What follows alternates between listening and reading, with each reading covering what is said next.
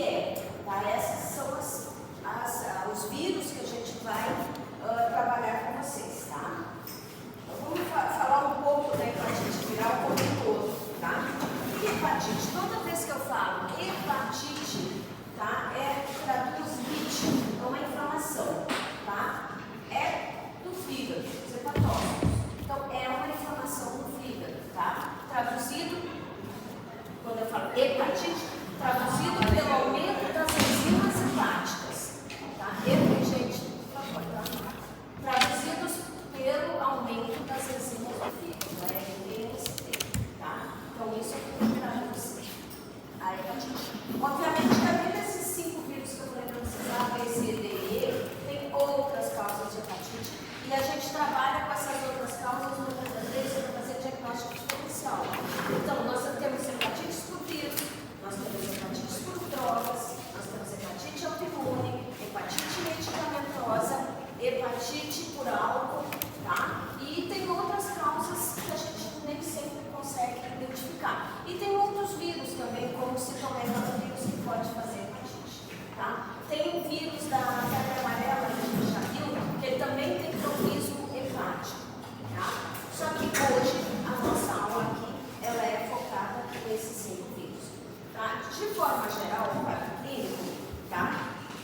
Ele leva a doenças agudas, tá? Pode fazer doenças assintomáticas, e o paciente descobrir um exame comum de sorologia, ele já teve uma hepatite.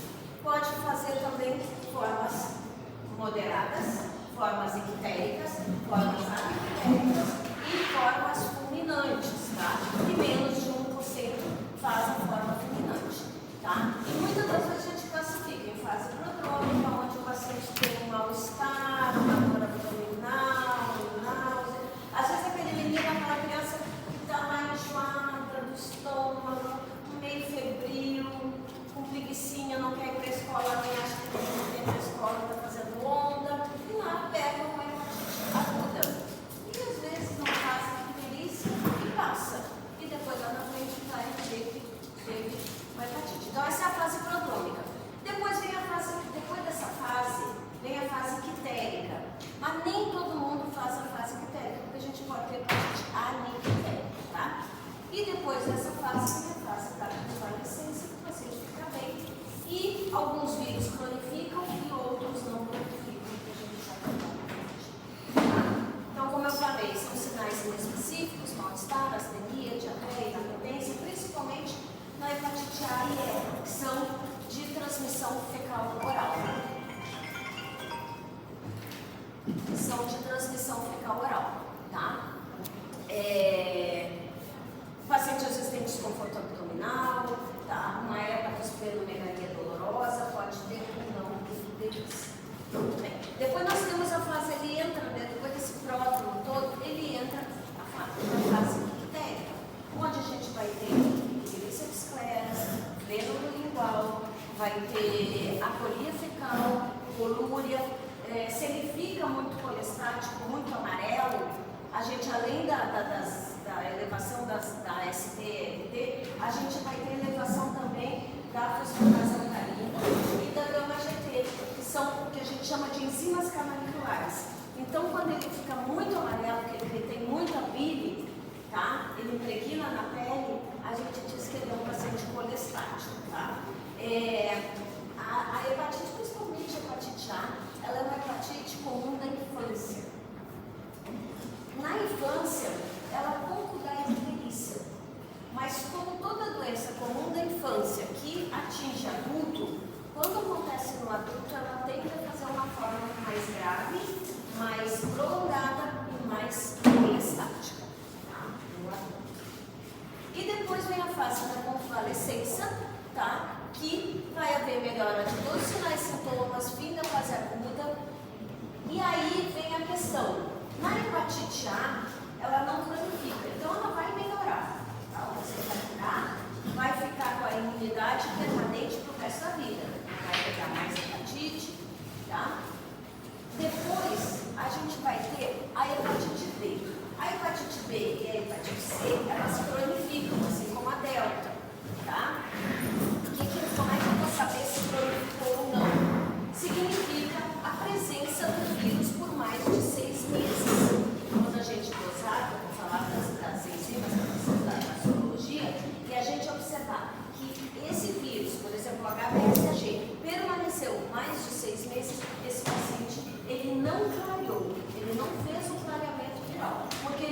pegar uma hepatite B, uma hepatite C aguda e espontaneamente eliminar o vírus e não cronificar, ficar com o passado resolvido, tá? Mas algumas pessoas acabam permanecendo portando esse vírus e aí ele vai ter que ser classificado como crônico, tá? Hoje os crônicos C, ele tem tratamento e cura, tá? Hoje o vírus C tem tratamento que cura, o vírus B tem tratamento, mas não cura. Apenas você usa o tratamento do resto da vida. Aí ele não cura. Uma vez ele ficando vírus HBsAg, mais de 6 meses, ele é crônico e não cura. Tá? Tem o tratamento que a gente faz pro resto da vida, mas ainda não tem. Então, o que eu vou esperar de uma forma geral quando eu tenho um paciente com hepatite viral aguda, independente do vírus? Uma leucopenia com queda dos neutrófilos, uma linfocitose. No hepatograma, eu vou ter AST e LT elevados, bilirrubina total elevada, as custas de direta, aumento da fosfatase alcalina e gama-GT quando o paciente faz colestase, tá? A albumina vai alterar o TAP e o fator 5. Geralmente esses fatores de coagulação eles alteram naqueles quadros mais graves. Na fulminante, inclusive, o TAP ele fica incoagulável. Então ele vai, se realmente o paciente evoluir de uma forma mais grave, aí é que ele vai alterar a coagulação, tá? Eu falei para vocês que várias coisas podem dar inflamação no fígado. Então, como é que a gente vai fazer o diagnóstico diferencial? A gente vai afastar os vírus.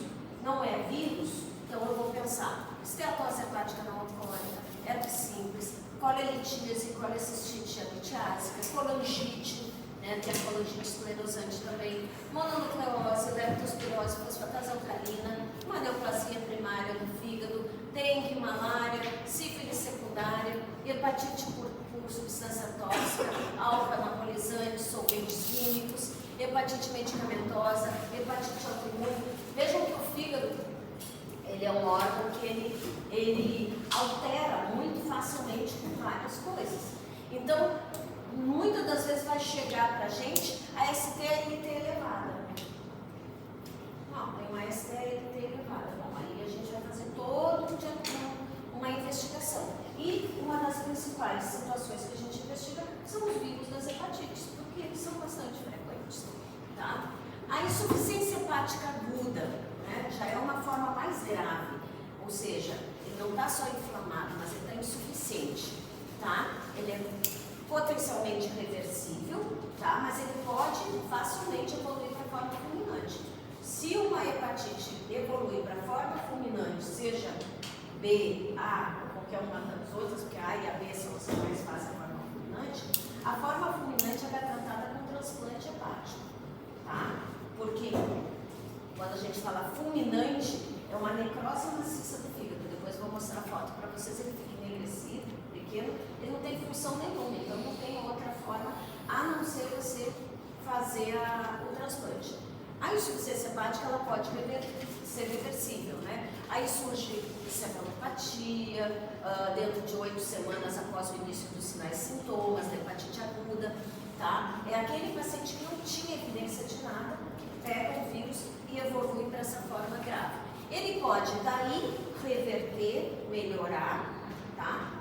Sem a gente fazer nada, porque não tem tratamento nessa fase aguda, tá? Os tratamentos que a gente usa para hepatite crônica, a gente não usa para aguda, tá? Ele não funciona na crônica, não para aguda. Crianças, a gente tem uma dificuldade maior de identificar uma encefalopatia, né? Então, o que eu vou pensar?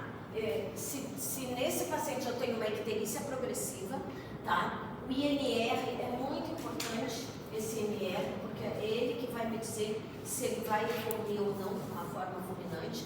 No caso, o INR maior que o 0,5, tá? O TAP, o fator 5. Então, esses são os que a gente sabe que o fígado é que produz esses fatores de coagulação. Então, quando altera esses fatores de coagulação, eu posso estar diante de uma insuficiência hepática aguda, tá? Que pode acontecer por qualquer um dos vírus. A encefalopatia, em geral, ela acontece porque as bactérias do intestino liberam toxinas. Essas toxinas, elas vão para o sistema nervoso, bem corrente sanguínea, vão para o sistema nervoso central e elas fazem uns falsos conectores GABA com os neurônios, e aí desorienta o paciente. Tanto que no paciente crônico, hepatopata crônico, a gente, obviamente no agudo, se tem uma insuficiência hepática aguda importante, a gente tem que manter o paciente funcionando no intestino. Ele não pode ser constipado. Parou nessas bactérias começam a produzir isso. Tem outras causas também, como no caso, pode ser desencadeado por diabético, mas nesse caso da aguda, esse é o mecanismo. Isso. Bom, então agora a gente vai falar um pouquinho de cada uma delas, tá? E fazendo o diagnóstico. A hepatite A é de transmissão fecal-oral, tá? É um picornaviride, ele é pequenininho, ele possui em torno de 7 a 8 genótipos, tá? Mais frequentemente encontrado em infecções por humanos, tá? E é transmissão homem a homem. Muito frequente entre as crianças porque a transmissão é fecal-oral, tá? Às vezes tem surto em creche, surto em escola. Hoje a gente tem uma vacina boa, tá? E gratuita, mas há um tempo atrás a gente não tinha, acho que uns 10 anos atrás, mas que tem gratuitamente. A vacina já tem mais tempo, mas a gratuidade tem acho que uns 10, 12 anos atrás. E enquanto a gente não tinha gratuidade dessa vacina no PNI, a gente tinha muita hepatite fulminante em criança, então a gente perdia. A minha primeira tese de doutorado, eu coletei 5 amostras de hepatite fulminante em crianças, obviamente, que morreram de hepatite do tipo A. Mas aí deu um problema lá no umbilical, faltou luz, eu perdi todas as amostras, e aí não era mais do que mudar minha tese para hepatite C e HIV. Mas tinha muito. Hoje é difícil fazer, porque tem bem pouco por causa da vacinação, estou falando de hepatite A. Então, são surtos transmitidos por água contaminada, consumo de marisco contaminado, outros alimentos contaminados, como eu falei, pessoa a pessoa, objetos em creche, né? A transmissão através do sangue, ela não é muito frequente, ela pode até acontecer por agulhas contaminadas também, mas se o paciente naquele momento estiver com a então veja o ambiente que pega a hepatite A.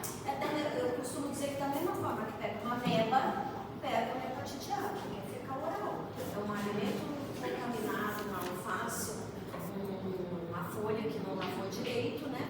Ou que crianças e tudo mais que se expõem. E aonde que a gente tem uma maior incidência? Nos países menos favorecidos do ponto de vista de saneamento básico, né? São os países subdesenvolvidos, vejam a África lá, e em desenvolvimento. O Brasil, então, menos importante, o vermelhinho um pouquinho mais claro, mas com bastante frequência ainda. Tá? O quadro clínico da hepatite A, ela pode ser totalmente assintomática, como eu falei, aquele menino que acorda de manhã, dor abdominal, com preguiça de ir para a aula, às vezes dá uma febriculazinha, a mãe acha que o menino está com parasitose, tasca lá uma anita, tasca um ceftriaxone, um omeprazol, vida que segue, lá na frente aparece um antirrábico IgG. Tá? Mas ele pode ser sintomático, com todos aqueles, o pródromo, a icterícia e depois a convalescença, né? Ele pode fazer um quadro colestático, ictérico colestático. Na hepatite A, principalmente no adulto, ele pode fazer quadros recidivantes, que não duram mais de um ano. Ele pode ficar amarelinho, depois melhorar, depois ficar amarelinho de novo, melhorar. Ele pode fazer esse quadro. E ele pode também evoluir para a forma fulminante, que é a necrose maciça do desenvolvimento. Para vocês. Então, o vírus A é bastante infectante, ele é excretado nas fezes por 2 semanas antes do quadro aparecer. Até 4 semanas no início dos sintomas, tá? O vírus pode estar presente também nas fezes durante as recaídas, tá? E a excreção do vírus também pode persistir em crianças menores de 1 ano por mais tempo. Então, por isso ele acaba se tornando um pouco mais infectante. A forma fulminante, como eu falei para vocês, olha só, o fígado bem vermelhinho, é o primeiro, né? E o fígado necrótico, onde eu falei que acontece menos, né, de 1% das hepatites A hoje. O transplante hepático é a única forma de tratamento, tá? A gente é urgente. Tá? Por exemplo, agora a gente já, graças a Deus, está começando a fazer transplante hepático aqui. Mas quando não tinha, a gente perde muito o paciente, porque você até quando não tem aéreo, né, o estado, não é uma coisa simples, né? Então, de levar para o centro transplantador. Mas é a única forma de salvar. E o diagnóstico laboratorial é o ELISA, né, sorológico. A gente faz, claro, tem o PCR? Tem, a gente pode fazer o PCR. Mas no dia a dia, a gente faz o anti-HAV IgM e anti-HAV IgG. Mas se eu quero saber se o paciente tem hepatite aguda do tipo A, eu não preciso pedir o IgG, eu vou pedir só o anti-HAV IgM, anti-HAV IgM, tá?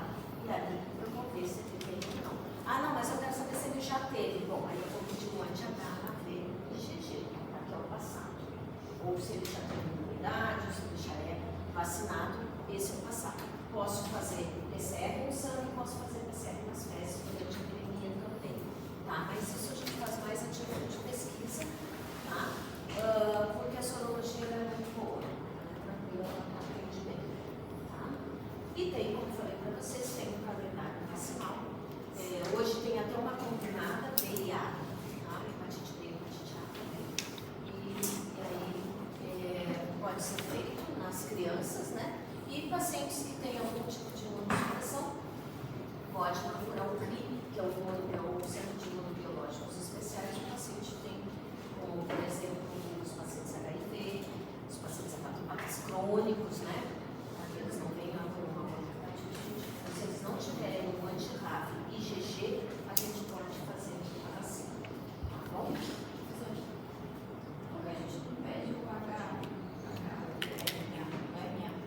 O RNA, que é o PCR, tá? Que é o mesmo PCR. A gente pode pedir, mas só que por ser um exame mais caro, né? Então já pede o IgM, ele tem o IgM. Nós vamos ver que no vírus C não tem IgM e IgG, nós vamos ter que usar o RNA, tá? Poder pedir pode, mas como ele é mais caro, a gente acaba usando o sorológico. Mais alguma dúvida da hepatite A? Bom, hepatite E. Hepatite E, geralmente a gente faz por exclusão, tá? A hepatite E, ela é um vírus que ele tem bem pouco, tá? Ele dá mais por surtos, mais proveniente da África mesmo, mas a gente tem aqui, de vez em quando aparece, tá? Então, assim, a gente normalmente não pede de rotina para hepatite E, tanto que quando a gente faz está fazendo na rede do SUS, não tem anti-RAV, nem IgM, nem IgG, tá? Só na rede particular. E é bem caro, porque raramente a gente pede, tá? Ele é um RNA vírus também, envelopado, tá? O quadro clínico agudo clássico pode evoluir também, da mesma forma que os outros, tá? E ele normalmente, ele não cronifica, tá? Mas hoje a gente já sabe que de 2, 3 anos atrás já se descobriu que ele pode cronificar em pessoas com transplantes hepáticos sólidos ou pacientes HIV. Então, esses pacientes, eles podem cronificar o vírus da hepatite E, tá? E não tem antiviral para ele, tá? Todos os anos, cerca de milhões de infecção acontece, tá? Ele é principalmente lá da região da África e da Ásia, causou aproximadamente 44 mil óbitos de 2015 para cá. Uma vacina, ela está sendo desenvolvida na China, tá? Ela foi licenciada na China, mas ela não foi aprovada no resto do mundo, tá? Ele é relatado em todo o mundo, tá? Mas ele é mais comum nessa parte do leste e sul da Ásia, tá? E tem alguns focos na África. Tem aqui no Brasil? Tem, mas é bem pouco. A transmissão, a água ainda é também que nem ele é fecal oral, mas muito mais oral.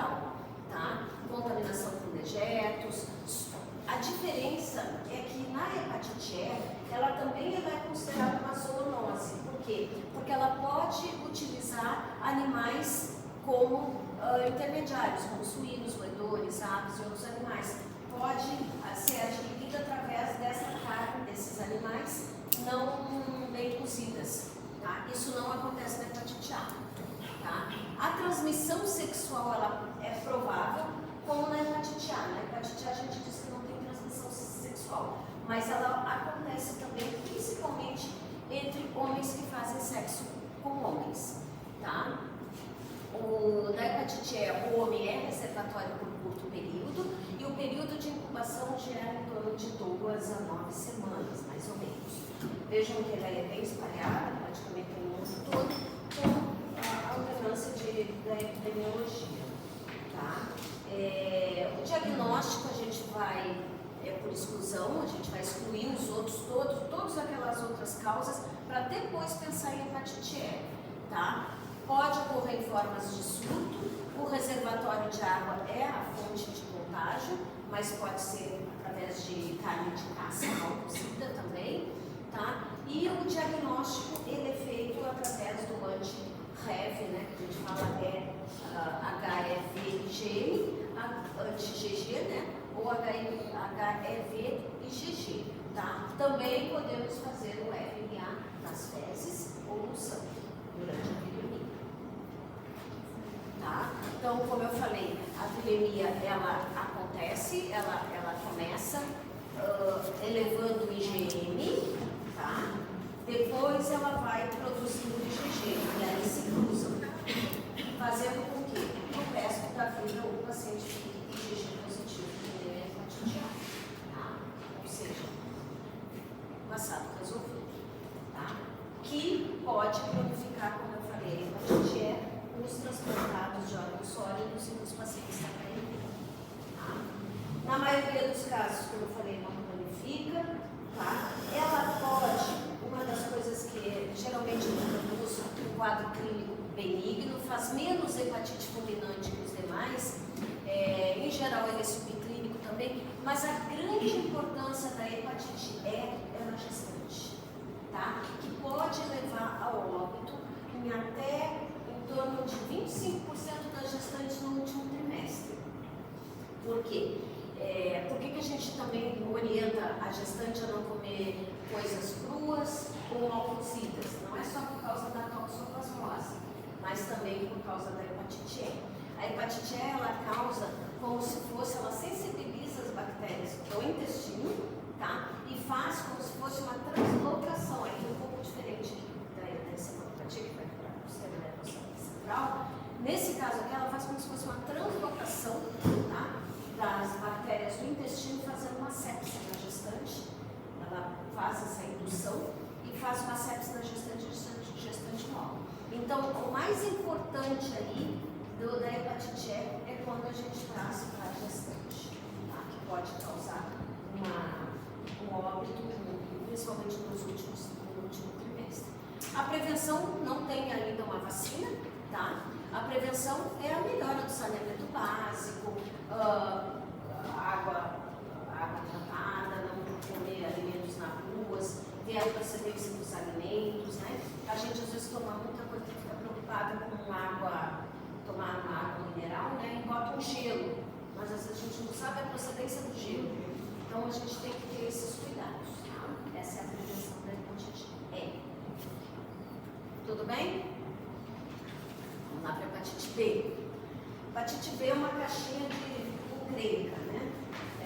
Não só encrenca do quadro clínico, não tem cura, é o único vírus que é um vírus DNA, todos os outros são vírus RNA, tem uma incubação de 2 a 6 meses, cronifica, moramos numa região de alta endemicidade do vírus B, tá? Ele não é diretamente citopático no fígado, mas a reação imunológica que ele causa é que causa a lesão hepática, tá? Um pouquinho diferente da febre amarela, que o vírus vai direto para o fígado, mas que no final acaba a febre amarela não dá tempo de fazer cronificação, né? Então, como eu falei, é um período de incubação longa, tá? Como qualquer outro vírus, que o paciente, obviamente, não paciente cronificar, ele vai fazer uma forma aguda, né? Ela pode ser assintomática, tá? Mas ela pode ser sintomática também. Muitas das vezes essas hepatites, elas são silenciosas, elas são totalmente assintomáticas. Você vai saber que teve quando uma LT ou ST altera, ou você faz uma ultrassom e lá aparece uma alteração, uma fibrose no fígado, tá? Isso é muito frequente. Então, porque elas são silenciosas, tá? Ela pode fazer a fase prodrômica, ictérica e de convalescência, como qualquer outra, tá? Ela pode evoluir para forma crônica, persistente ativa ou inativa.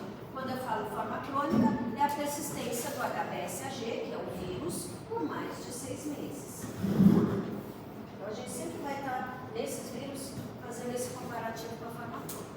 A estrutura do vírus B é complexa. Nós temos o vírus, tá? E aqui entra, depois a gente vai ensinar vocês a fazer o diagnóstico, aqui entra as enzimas hepáticas, as enzimas não, a sorologia, tá? Nós temos o HBsAg, que é o vírus. Quando eu falo HBsAg, é a presença do vírus. Ele está positivo, ele é o vírus. Anti-HBs é o antivírus, ou seja, ele eliminou o vírus. Ele tem imunidade. Ele pode ter imunidade pela vacina ou pode ter imunidade pelo contato. O que seria o marcador de contato? O anti-HBc, que pode ser IgM na fase aguda ou total ou IgG na fase passada, tá? E nós temos ainda o HBeAg, que é o marcador de replicação viral, tá? Que quando ele está positivo, geralmente ele está positivo na forma aguda porque está havendo replicação, a gente está numa forma. HBeAg, tá? Ele é o marcador de replicação viral, tá? Que quando não está replicando, ele é anti-HBe, tá? Geralmente, na forma aguda, eu vou ter HBsAg positivo, HBeAg positivo e anti-HBc e IgM positivo. Esse é o perfil do paciente na forma aguda. Depois eu vou mostrar um quadradinho para vocês. Anticorpo. Pode ser IgM ou IgG, que vai te definir se é agudo ou passado. Ou crônico. Porque tu pode. Mas ele vai ter passado. Eu já vou mostrar o passado. Não quero. Deixa eu chegar lá no quadrinho para mostrar para vocês. Tem passado. Tu pode ter um passado resolvido. Ele pode eliminar o vírus sozinho e não cronificar. Ele vai ter um passado resolvido. Ele pode ter uma crônica ativa ou crônica inativa. É um passado ativo ou um passado inativo. Vou mostrar para vocês. A epidemiologia, podem ver, a região amazônica está em azul forte, porque somos áreas de hiperendemicidade. Em especial nessa região, né, o vírus B, na região amazônica, chega a quase 20% dos casos, apesar da vacinação gratuita, ampla. Atualmente, sim, as crianças têm que sair da maternidade vacinada. Já dentro da sala de parto, já toma a vacina para hepatite B. Vem diminuindo? Vem. Mas, infelizmente, a gente ainda detecta casos. A transmissão na região amazônica, ela é diferente. Nós temos a região amazônica, a região de alta prevalência, que está em vermelho a nossa região, e a região de baixa prevalência, que é o resto do Brasil e praticamente no mundo. O que muda? Na região de alta prevalência, prevalece a transmissão vertical ou o contato íntimo dentro de casa. Então você vê famílias inteiras com vírus da hepatite B transmitindo para suas proles. E isso acontece antes dos 15 anos, tá? Significando que o paciente, se ele cronifica, quando ele for adulto, jovem, ele já está com cirrose. Diferentemente do resto, que vai pegar a hepatite B, como pega um HIV, como pega uma EST, tá? Depois da iniciação, vou ter aqui após a adolescência, depois da iniciação sexual desprotegida, não pega qualquer outra IST, tá? Então, essa é a epidemiologia da transmissão do vírus B, que muda um pouquinho, tá? A transmissão sexual, ela é provável, mais provável, principalmente quando o paciente tem uma carga viral elevada, está com uma infecção aguda e portador do HBE. Por quê? Porque o HBE é um marcador de replicação viral, significa que está provavelmente replicando. Quanto maior o número de parceiros, maior a probabilidade também, e comum entre profissionais do sexo e homens que fazem sexo. A transmissão vertical, ela ocorre somente na hora do parto, tá? Ou contato íntimo nos primeiros dias. A amamentação é permitida, tá? Hoje a única coisa a única contraindicação à amamentação continua sendo o HIV, tá? E não tem nada que diga se é para fazer esse parto cesáreo ou parto natural, tá? Obviamente é o obstetra ali que vai avaliar, tá? Avaliar o quê? O status do HBE das mães portadoras. Se ela está altamente replicando uma carga viral elevada, obviamente que uma cesárea talvez seja melhor para ela, tá? A infecção aguda no último trimestre e a carga viral elevada são fatores que determinam a transmissão para o bebê. Mas hoje, se a mãe chega com a gente entre 24ª e 28ª semana, a gente faz a profilaxia, a gente começa a dar o antiviral, é a única forma que a gente acaba fazendo como profilaxia, a gente dá o antiviral para a mãe, para a finalidade de deixar essa carga viral indetectável, tá? E a mãe chegar na hora do parto indetectável para reduzir o máximo possível o risco do bebê. O bebê nasce, ele recebe a dose da vacina de hepatite B e a dose da imunoglobulina para proteção. Então vejam que hoje, quando o pré-natal é direitinho, dá para fazer tudo isso. Mas o que acontece? Às vezes as mães chegam com a gente lá no hospital, já assim, uma semana do parto, uma carga viral alta. Pode até dar o antiviral, mas não dá tempo de suprimir. Mas mesmo assim, é feita a vacina, é feita a imunoglobulina e, em geral, a grande maioria, as crianças não adquirem a hepatite. No caso da tuberculose, no caso, imunoglobulina China, só fala a probabilidade de passar é baixa. É baixa porque quando eu falo inativo, o HBE não está replicando. Então significa que só o S, porque o S é o vírus, né? Significa o quê? Que o que não está replicando tem a carga viral é baixa. Tá? Baixa pode. Pode. Desde que tenha carga viral, pode. A gente falou um pouquinho da transmissão vertical, a gente vai falar um pouquinho dessa transmissão horizontal, que é muito frequente, muito forte aqui na região amazônica. Tá? Esse compartilhamento de objetos entre famílias, tá? Dormir na mesma cama, na mesma rede, fatores culturais de escarificação, mutilação, tá? Às vezes de usar o mesmo produto. Então isso, essa convivência, tá? Isso daí são fatores que podem levar a uma maior multiplicação do vírus entre as famílias, tá? Porque às vezes a gente vê que a mãe e o pai não têm, eles têm o passado resolvido, tudo bem, pode ter transmitido, mas as crianças tudo tem um vírus, tá? Então às vezes esse compartilhamento aí. E aí tem a história natural do vírus, a grande maioria, ó, o paciente faz a infecção aguda, 5 a 10% vai cronificar, 90% ele vai clarear o vírus sozinho, ele vai eliminar e vai ter o passado resolvido, tá? Então são 10% que vai fazer essa evolução para a cronicidade. Dessas 10%, 1% faz forma fulminante, tá? Um percentual chega a fazer o hepatocarcinoma, se não tratado, né? Isso já está falando um pouco já da evolução, quando a gente fala da história natural, daqueles que cronificaram. Tá? Mas vejam que para a cronificação, em torno de 10% que vai. A grande maioria clareia espontaneamente dentro desses 6 meses. Tanto que quando eu tenho um paciente que faz hepatite B aguda, eu tenho que acompanhar ele por um pouco mais de 6 meses. Por quê? Para saber se ele vai ficar crônico ou não. E aí eu tenho que monitorar. O que eu vou pedir dele depois? Ah, não, já está bem. Ó, daqui a 6 meses, volta. Eu vou dosar o HBsAg. E o que mais eu tenho que dosar dele? O anti-HBC total. Aí eu vou dosar e vou ver. Vamos ver. Será que ele eliminou o vírus? anti-HBC total não, o anti-HBS. Por quê? Eu quero saber se ele ainda é HBsAg, se ele ainda é, depois de 6 meses eu vou considerar ele como crônico e vou acompanhar para o resto da vida. Se ele não tem mais o HBsAg e já suscitou o anti-HBS, ele é um passado resolvido. Eu não preciso mais nem acompanhar ele. Então aqui, o curso sorológico com hepatite B aguda, vejam bem. Quando o paciente pega o vírus é o HBsAg. Ele sobe. Isso aqui tem que acontecer em 6 meses para eu dizer que ele resolveu a infecção. E aí junto vai subindo o anti-HBC, o IgG, que é o total, e o IgE. O que eu espero nesse paciente?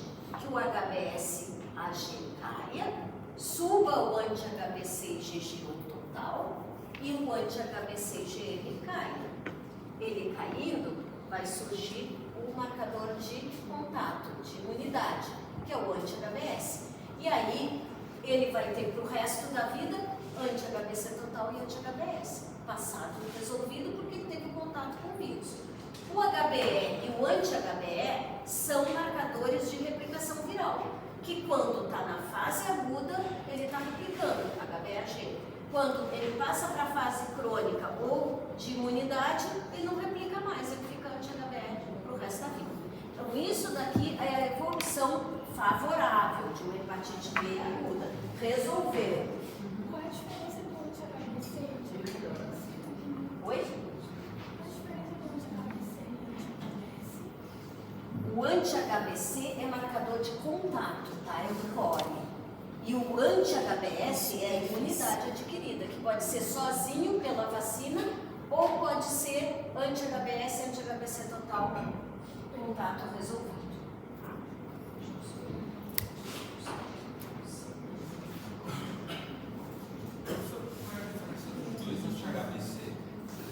Um é total e o outro é IgM. O total é a mesma coisa que o IgG.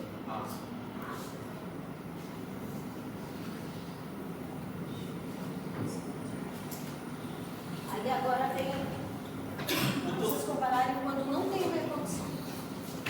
Só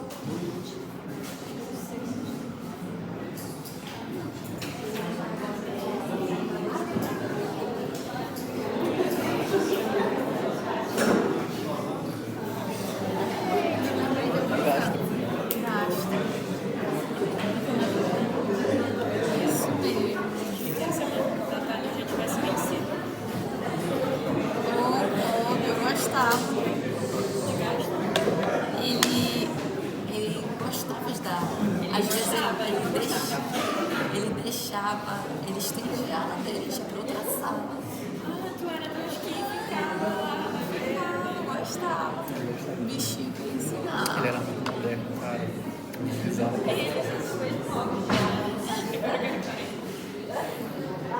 Achei legal. Gostava. pressão de prova que eu não sabia. Bom, vamos lá. Então aqui a gente tem o curso sorológico daquele que não tem o anterior, só para a gente voltar, é o que eu espero que aconteça em 6 meses. Evolução favorável. Se não é favorável, o que pode acontecer com esse paciente? Ele não vai diminuir o HBsAg, ele vai continuar HBsAg pro resto da vida, né? Aí é mais de 6 meses, tá? Ele vai continuar anti-HBC total, também com marcador, e vejam que aqui não aparece o anti-HBS, porque o anti-HBS é imunidade, então não vai aparecer, tá? Aqui é o quadrinho. Eu tenho uma hepatite aguda. Quando eu tenho uma hepatite aguda, o que eu vou encontrar na sorologia? HBsAg positivo, marcador de replicação HBeAg positivo, marcador de agudo que é IgM positivo.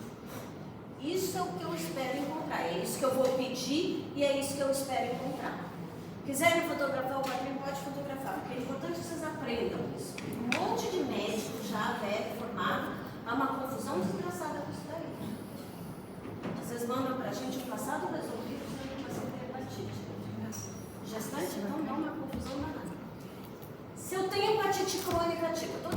falo crônica, esse paciente perdurou por mais de 6 meses o HBsAg.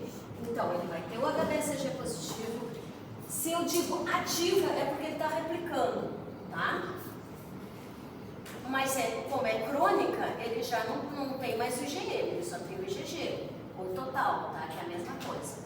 E se ele tem crônica, se ele tem HBs, ele não pode ter um anti-HBs. Se é inativa. Inativa significa que ele é crônico, mas ele não está mais replicando. Então, o que eu vou ter? O HBE vai ser negativo. Obviamente, se eu tenho um HBE negativo, eu vou ter um anti-HBE positivo, tá? E vou ter um anti-HBC total positivo. Não é IgM porque não é aguda e não é anti-HBS porque ele tem o vírus. Passado resolvido. Passado é porque ele teve, mas ele eliminou o vírus, ele clareou o vírus. O vírus não cura, mas ele pode fazer eliminação espontânea. Então, qual é o perfil do passado resolvido? Anti-HBC total, anti-HBS. E aquele que nunca teve, mas que vacinou, anti-HBS positivo, que é o que todo mundo, vocês todos têm que ter, isso aqui positivo. O que é que determina quando ela está ativa ou inativa? O HBE, crônico inativo, Mas tipo, por que algumas pessoas ficam com monológico. Totalmente, cada paciente é diferente. Às vezes o subtipo viral, né, eles têm alguns genótipos, características de genótipo. Por exemplo, às vezes a gente vê quando vem, por exemplo, assim, ó, tem pacientes do Haiti, eu tenho alguns pacientes do Haiti que são difíceis eles ficam muito tempo com HBsAg positivo. Eles são difíceis de negativar o vírus. Eu acho que é um genótipo deles que é diferente do nosso aqui. Então a gente vê assim, de China, eu tenho uma chinesa. A chinesa é uma pureza, a chinesa está sempre com uma carga viral residual lá também. Os nossos aqui são super bonzinhos para tratar eles ativam rapidamente com antiviral. Mas depois de ativar, ativa E eles podem fazer flare, eles podem fazer. Isso depende muito da imunidade do paciente também. O vírus B, ele é hepatotrópico, ele não é hepatotrópico direto, ele é reação imunológica. Às vezes o paciente pergunta, o que eu posso fazer para melhorar? É uma vida saudável, médico, né? Essas coisas que a gente orienta, mas tem uma fórmula mágica. E como eu falei para vocês, a prevenção é a vacina. Que nas primeiras 12 horas de vida, um mês após e 6 meses após. Se vocês não fizerem isso, não sei se vocês já fizeram, mas devem dosar o anti-HBs de vocês. Se o anti-HBs de vocês for menor que 10, eu sugiro refazer a vacinação. Tá? Mesmo que vocês já sejam vacinados. Eu já sou vacinada, mas nem todo mundo é protegido. É importante dosar a proteção, por quê? Porque vocês são profissionais da saúde, pode sofrer acidente ocupacional, daqui a pouco vocês vão estar no internato, vão auxiliar a cirurgia. Então, por bem, façam isso, tá? Aproveitem as férias. Vírus C. O vírus C foi um vilão, assim, ele era chamada, ainda é epidemia silenciosa do século XXI, né? Porque ela pouca, eu vou dizer para vocês que eu vi uma hepatite C aguda nesses quase 30 anos de ambulatório de vírus que eu faço. Tá? É muito difícil você pegar ela aguda. Ela tem vários genótipos, agora já descobriram o 7º genótipo, incubação longa, ela cronifica, tá? Então toda vez que a gente pega um paciente com hepatite C, a gente até considera ele crônico, porque a gente não sabe quando o paciente pegou, ele não traz um histórico de uma hepatite aguda, tá? Ele não tem vacina e a gente achava que a hepatite C, até pouco tempo atrás, que ela só pegava por forma parietal, transfusão de sangue. Hoje a gente sabe que não. A gente sabe que ela é pós-transfusional, pode pegar para pulmonar, qualquer perto importante pode transmitir, pode ter a transmissão vertical, embora em bem pouca frequência, tá? A fulminante é bem incomum, bem rara, menos, já a outra era rara, menos de 1%. A hepatite C menos ainda. Tá? Ele é um vírus relativamente novo. Até 89, ela era a gente sabia que tinha Nós tínhamos a hepatite B e a hepatite A. E sabíamos que tinha uma outra hepatite, mas ninguém sabia o nome dela. Sabíamos que tinha um outro vírus. Então a gente chamava de hepatite não A, não B. Não era A, não era B, era bom. Até que se identificou o vírus C. E aí, a partir da identificação do VHC, entre 88 e 89, passamos a ter então o HCV. Tá? O HCV é um vírus, como eu esqueci de falar para vocês, mas também como o vírus B, é um vírus altamente oncogênico, tá? Ele produz câncer no fígado, por isso é importante da gente rastrear esses vírus na população. É uma doença, como eu falei, caracterizada pela inflamação do fígado, pode não apresentar sintomas, ela é silenciosa e hoje a gente tem um tratamento eficaz e cura em 100% dos casos, em 3 meses. Tá? Dependendo da situação, 3 a 6 meses tu deixa o paciente curado. Alguns tu cura e ele já tem cirrose. Bom, aí tu vai ficar tratando ele pela fibrose hepática que deixou. Mas tem outros que ainda não tem fibrose, cura legal. Tá? Várias formas de transmissão, né? Principalmente relacionadas a pérfuro cortante, a lugares que não tem uma esterilização boa. Hoje a transmissão por transfusão sanguínea, ela praticamente inexiste, porque os bancos de sangue hoje já trabalham com PCR. Tá? Então, tanto o PCR para os B quanto os outros vírus, os hemocentros já estão trabalhando com PCR. Tá? E aí isso facilita bastante porque tu não pega a janela imunológica, né? Da reação antígeno-anticorpo, que às vezes não aparece. O PCR não, o PCR já é em tempo real, tá? Então é muito importante a gente ter essa ideia de que a gente tem que estar sempre rastreando.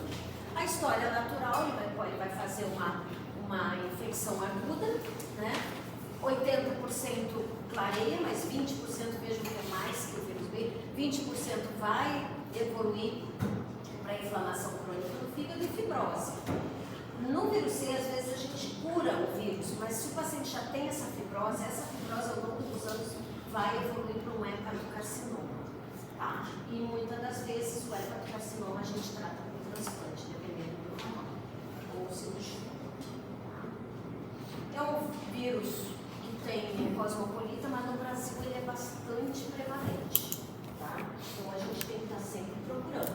E tem que lembrar também que o vírus C, ele não como é que a gente chama?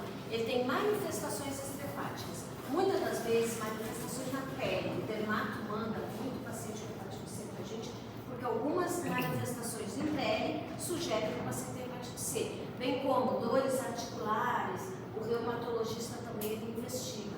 Hora em vez ele acha que hepatite C associada. Então tem várias doenças, porfiria cutânea, crioglobulinemia, glomerulonefrite, membrana proliferativa. Então tem várias manifestações oculares, vascular, neuromuscular, endócrina, hematológica, que o paciente tem que pode ser decorrente da hepatite C. E aí eles mandam para a gente curar. Então, obviamente, a gente fica tratando junto. Então, ele é um vírus que faz manifestações extrahepáticas. O diagnóstico laboratorial, aí entra a questão do PCR. Porque no vírus C não tem a sorologia anti-RAV IgM, anti-RAV IgG. Você só recebe anti-HCV reagente. E aí tu não sabe se é passado ou presente. O que tu vai fazer? Aí sim tu vai fazer o PCR. Tá? PCR positivo, carga viral, trata. Vai fazer a cura do paciente. Esse é o que a gente faz tá? Não tem IgM e IgG, tá? Só tem anti-HCV, só vai vir anti-HCV reagente. Só que tu não sabe se ele clareou o vírus, ele pediu inteiro e clareou. Aí tu vai fazer a carga viral. Carga viral indetectável, negativa, ou se é negativo, ele clareou aquele anti-HCV, é só uma cicatriz. Tá? Ah, ele tem uma carga viral positiva, tu vai curar ele. Tu detectar a carga, tu cura. Mas a vida toda ele vai ser anti-HCV positivo, porque é uma cicatriz. Entendeu? Que me disse que ele curou, que não tem mais, é a carga viral que ele detectou no tratamento. Entenderam? Se o paciente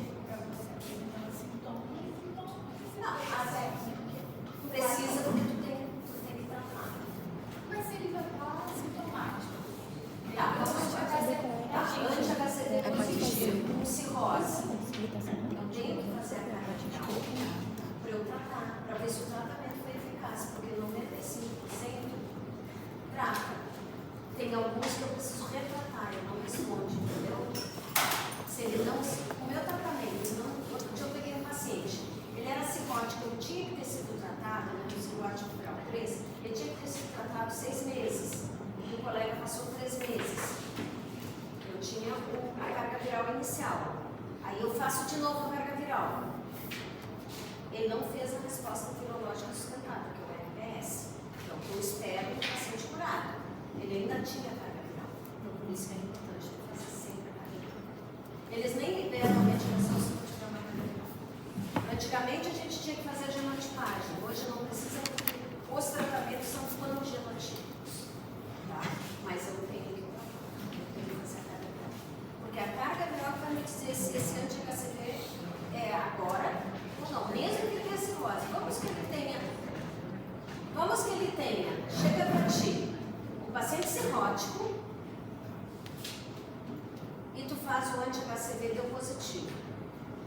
Aí tu faz o HBsAg deu positivo. Aí tu quer saber, será que eu tenho os 2 vírus? Tu tem que fazer, para saber de qual. Então é importante, a carga viral sempre é importante.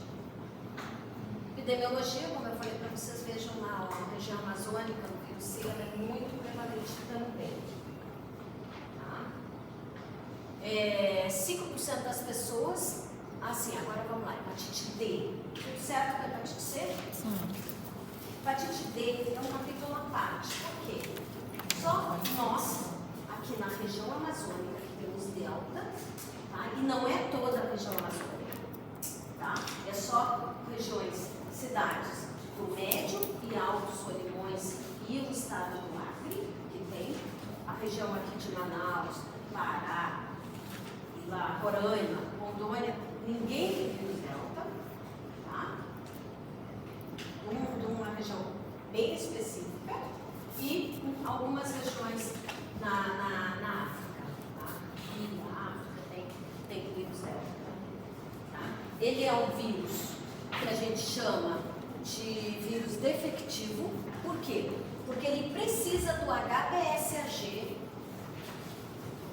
para se introduzir dentro do hepatose. Então, só tem hepatite delta, só pega hepatite delta quem tem hepatite B.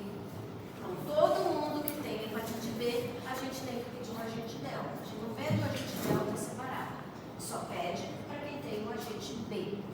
Tá? Então, por quê? Porque ele se utiliza do invólucro do HBsAg, do S, para introduzir na hepatose. No momento que ele introduz no hepatose, ele praticamente anula o vírus B e ele passa a comandar. Toda vez que você tem uma infecção, um sobrepõe ao outro. Tá? Então, e ele é muito agressivo. Tá? Se só com o vírus B levaria 20 anos para fazer cirrose, com o vírus delta leva em torno de 7 a 10 anos. Tá? Então, a gente tem que ter essa atenção, principalmente na epidemiologia.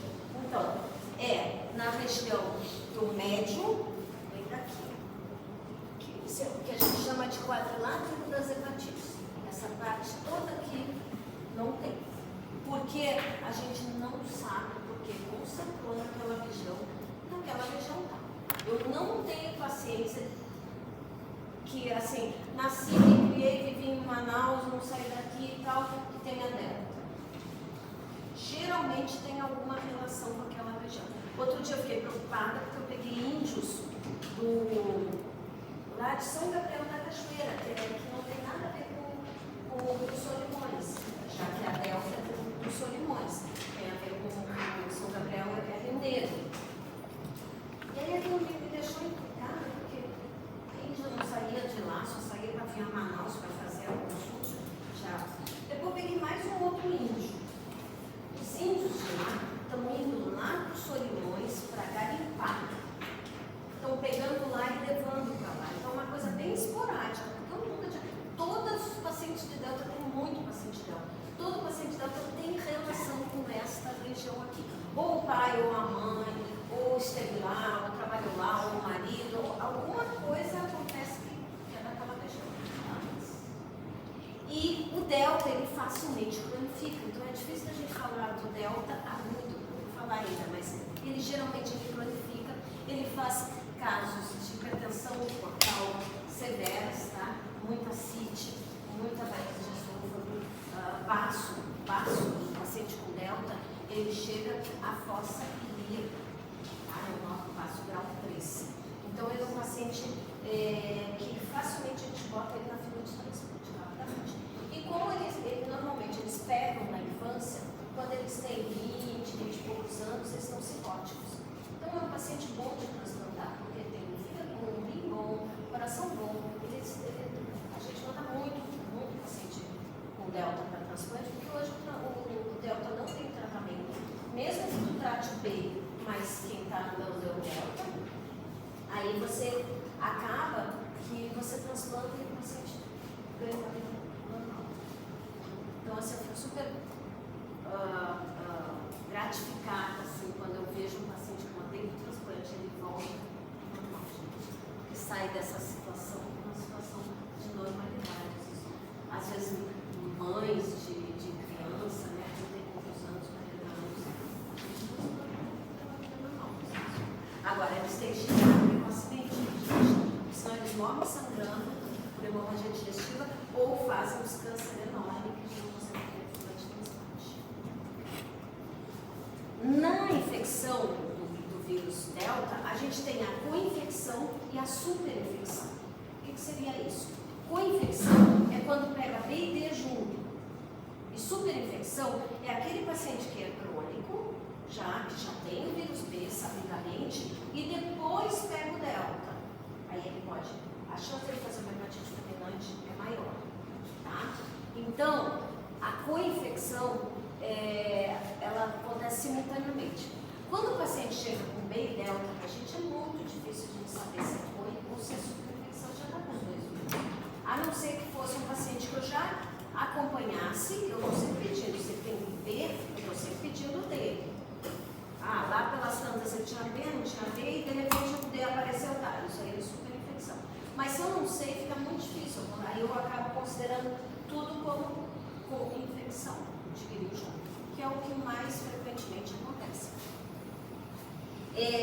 A superinfecção vai acontecer em cima de um paciente já crônico por D. Então, por isso que eu digo que a hepatite fulminante é mais preocupante aí.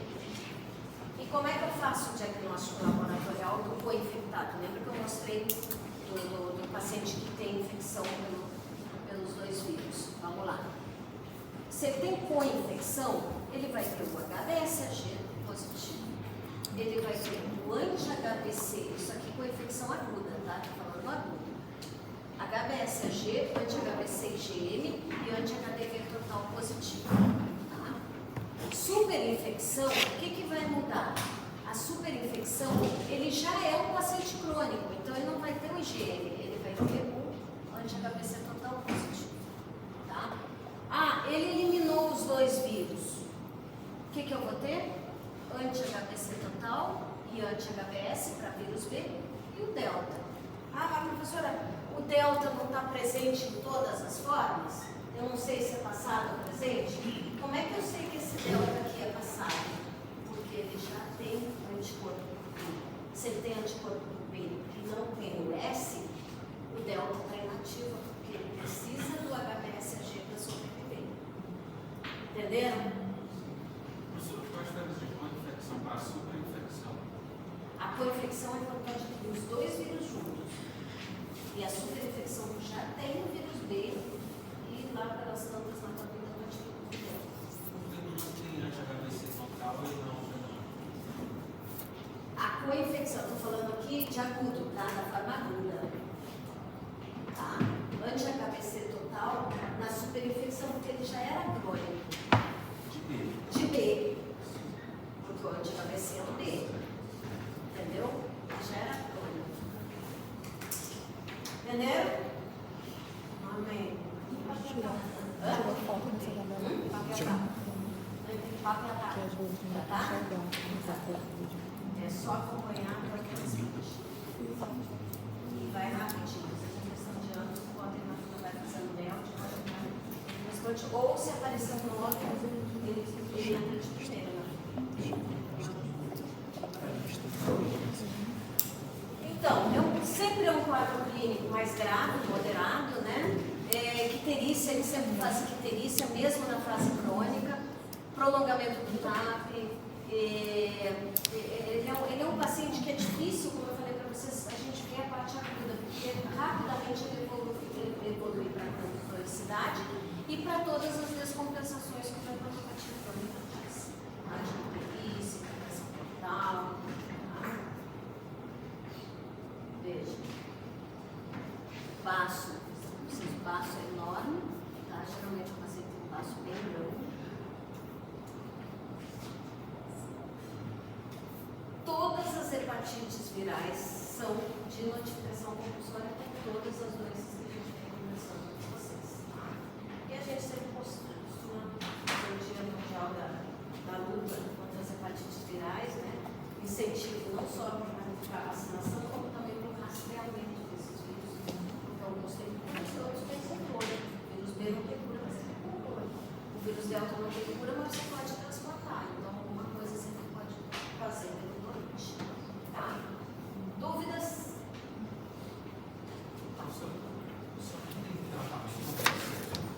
O vírus B tem um antiviral. Só que vai dando, tem critérios, que não é para todo mundo, tem critérios para entrar, tá?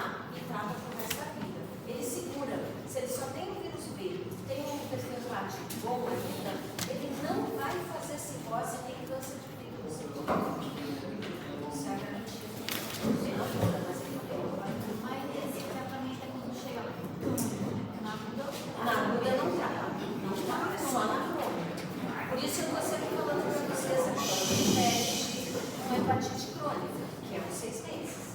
Aí a partir de 6 meses, aí cronificou, aí eu tenho critérios lá no PCDT para eu iniciar. Eu não inicio para todo mundo. Não é que nem sei que eu trato todo mundo. HIV eu trato todo mundo. Por que HIV eu trato todo mundo e vírus B não? São os dois vírus que não curam. Porque o HIV eu tenho mais de 30 remédios para dar. Hepatite B eu só tenho 2. Se esses dois falharem, não tem mais nada. Por quê? HIV, o mundo todo tem muita pesquisa. Delta, raríssimas pesquisas em delta nível, mesmo que não tem delta. E hepatite B é de mais pobre, da África, daqui. Então, ninguém precisa muito, só tem 2. Entendeu? Se tu queima esses 2, você encontra. Então, tem critério para dar uma semana 2.000, aí ele tem maior por 2 vezes, tu tem que ter uma imagem. Qual é o valor do INR que vai me dizer se qual é o valor do INR que vai me dizer se o paciente vai de forma fulminante ou não? O INR ideal é até 1, 0,91. Se tu tiver com o INR acima de 1,5 e tiver todo o quadro clínico, já tem que fazer. Bom, pessoal da prática, vamos discutir os casos? Pode ficar?